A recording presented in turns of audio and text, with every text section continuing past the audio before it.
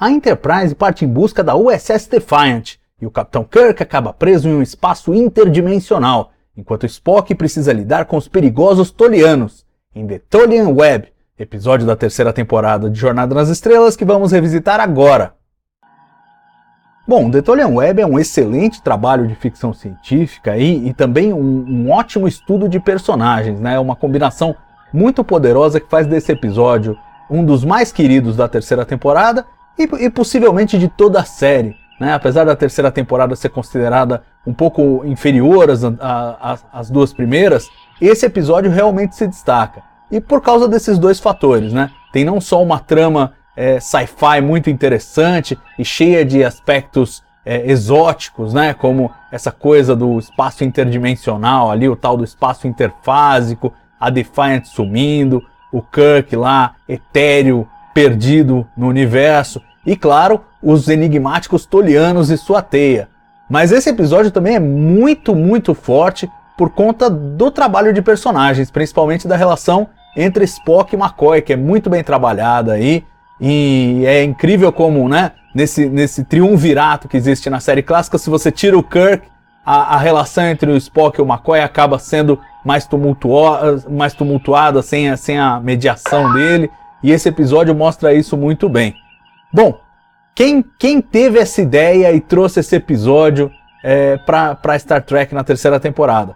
Mais uma vez temos aí iniciantes, pessoas que não tinham realmente uma relação com o mundo do entretenimento, com a cultura de Hollywood, mas queriam muito colaborar com a série. Nesse caso, Judge Burns e Chet Richards. Um casal, a Judge Burns era estudante de antropologia e o Chet Richards de física, então você vê dois estudantes universitários, e a Judge Burns gostava muito de Star Trek, apresentou Star Trek pro Chet, e ela queria fazer uma viagem pela África, e precisava de dinheiro. Ela falou, pô, quem sabe eu vou escrever um episódio aqui, né? Naquela ingenuidade, escrevo um episódio, quem sabe cola lá, e eu consigo a grana para fazer a viagem. E aí, entre temporadas, no final da segunda temporada, ali no hiato, quando ela ficou sabendo que a série foi renovada, ela foi até a Paramount, deu um jeito de conversar lá com o pessoal do escritório, e deram para ela uma bíblia da série, né? Aquele documento escrito pela D.C. Fontana, com o apoio do Roddenberry, que contava como eram os personagens, como era a série de uma forma geral, e um roteiro, para ela dar uma olhada, ver se ela aprendia a escrever. Em paralelo, ela começou a fazer um curso de roteiro, levou também o Chet Richards para fazer o curso com ela, e assim, escreveram uma primeira história muito ruim, né? Ela escreveu com uma outra colega uma primeira história muito ruim, que não colou mesmo, até mandaram o roteiro, mas não colou, e aí uma segunda história, essa sim ela escreveu com o Chet Richards, que se chamava In Essence Nothing, ou seja, em essência nada, e era o germe de The Tolian Web.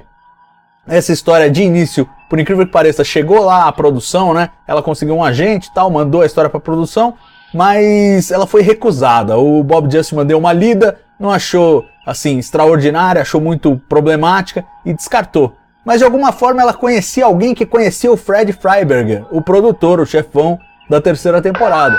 E aí esse cara ligou pro Fred, e o Fred mandou dar uma reolhada no roteiro, e de fato o Bob Justman reolhou, e aí, bom, aí botaram em produção. Falaram, bom, tem muita coisa para arrumar, mas decidiram comprar o roteiro. Chamaram a dupla lá para conversar, e aí fizeram um monte de modificações e sugestões de modificação para tornar a história mais interessante e mais palatável. A primeira modificação, e é uma modificação estrutural fundamental que mudou esse episódio para melhor, foi a troca do Spock pelo Kirk. Originalmente eles tinham desaparecido com o Spock no tal do espaço interfásico lá.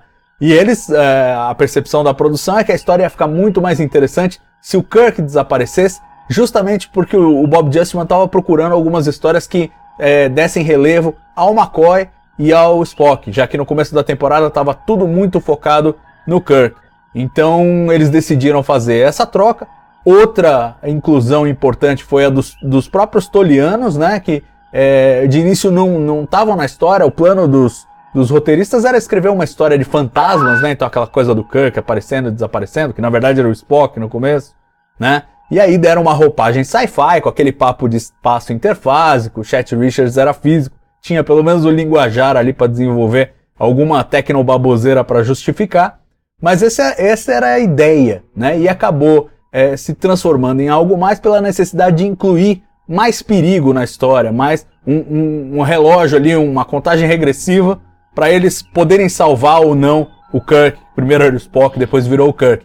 E aí entraram os Tolianos, e a ideia de fazer eles bem alienígenas e a tal da teia toliana e tal, era uma ideia muito interessante e um episódio que atraiu muito a produção porque parecia barato de filmar. Afinal de contas, ele se passava todo dentro da Enterprise, ele não tinha atores convidados, então naturalmente se tornava mais barato. Ia ter um desafio de efeitos visuais, ok, mas essa altura na produção eles já estavam dominando mais essa questão dos efeitos visuais e acharam que era uma boa, era um episódio barato. E uma das coisas que eles trocaram para tornar o episódio realmente factível, e é muito interessante do ponto de vista histórico aí de Jornada nas Estrelas, é que a Judge Burns e o Chet Richards tinham proposto para a sequência da Defiant, que no começo se chamava Scimitar, que eles usassem cintos de suporte de vida, com um campo de força, tal, que protegesse os tripulantes. E o Bob Justman falou, não, para botar esses efeitos visuais em todas as sequências necessárias, vai ficar muito caro. Então vamos com o traje espacial mesmo. Mal sabia ele a dor de cabeça que deu o tal do traje espacial.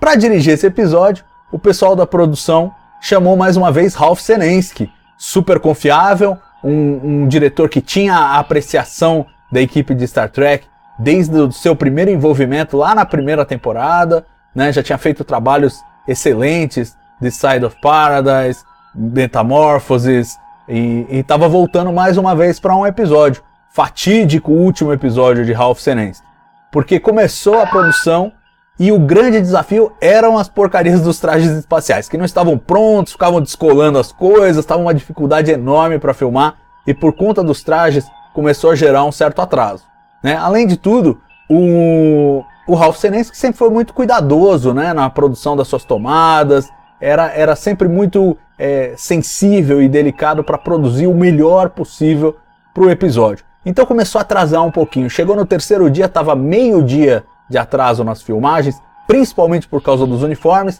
mas o Douglas Kramer, que era o supervisor lá da Paramount, é o cara que aparece lá no final, o último nome dos créditos dessa terceira temporada, mandou cortar a cabeça lá. Falou, olha, não dá, o cara não pode atrasar, derruba o Ralph Senensky. E de fato derrubou o Ralph Senensky, demitiu ele no meio da produção. Ele filmou 3 dias e aí contrataram outro diretor, o Herb Wellerstein, e o Herb Wellerstein, Herb Wellerstein, eu acho que é o nome dele, Herb Wellerstein.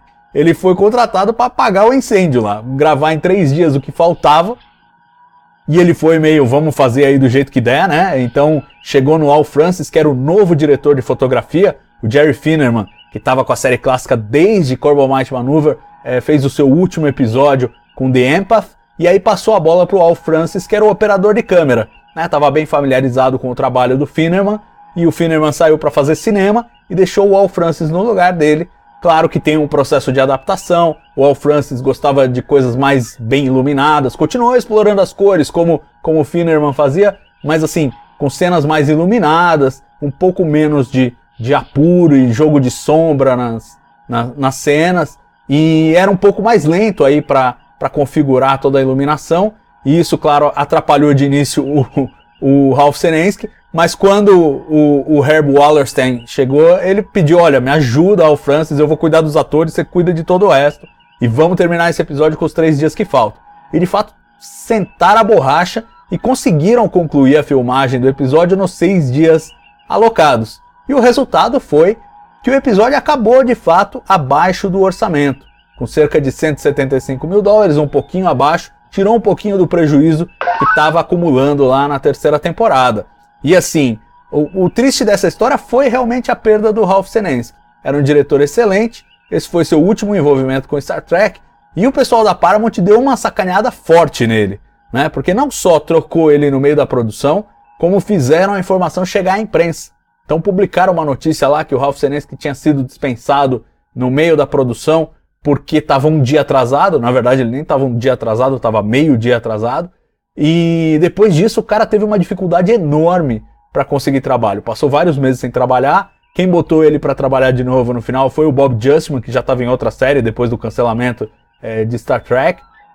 E ele só voltou a fazer episódios de 1 hora, que era o comum para ele, uns 2 anos depois desse episódio. Então realmente foi um prejuízo grande. Ele guardou enorme mágoa, evidentemente, do Fred Freiberger, que não segurou a onda para ele. Mas na verdade, quem pediu a cabeça foi o Douglas Kramer lá da Paramount. O Fred Freiberger não tinha muita opção senão aceitar as ordens que vinham de cima.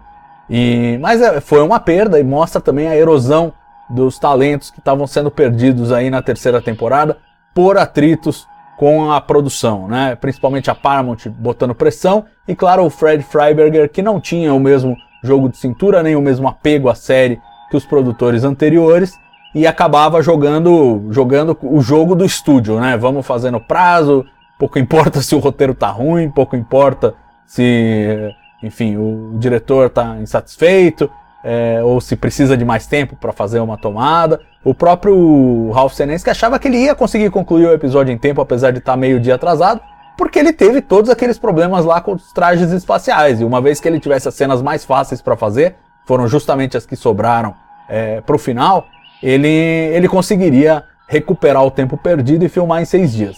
Mas a Paramount não quis arriscar, ele saiu, e esse foi o último episódio dele. Ele nem está acreditado, né? O Herb Wallerstein aparece como o único crédito de direção nesse episódio, embora ele tenha feito pouco mais da metade, só que a metade mais fácil, né? E mais simples. Então, por exemplo, todas as cenas nos aposentos do Kirk, aquela cena entre o McCoy e o Spock, isso foi o Ralph Senensky que filmou, assim como todas as sequências de trajes espaciais e também aquela coisa da loucura, né? Que já tinha sido usada em Is There in Truth No Beauty, que também foi dirigido pelo Ralph Senensky, aquela coisa de usar a câmera, a lente olho de peixe para dar aquela sensação de loucurona lá, tal. Eles usam aqui de novo pelo Ralph Senensky e dá muito certo. No final das contas, o que marcou esse episódio mesmo, apesar de um final meio mambembe, né? Eles dão uma escapada ali da teia toliana que não dá para entender direito como foi e tal, uma coisa meio improvisada, mas enfim, você compra, né? Pela história e já é tanta ficção científica, tanta coisa nada a ver que você compra. Mas o que marcou mesmo foram os efeitos visuais, principalmente da teia toliana. Foi uma contribuição do Mike Minor, um cara que ia ser muito importante nos filmes de Jornada nas Estrelas.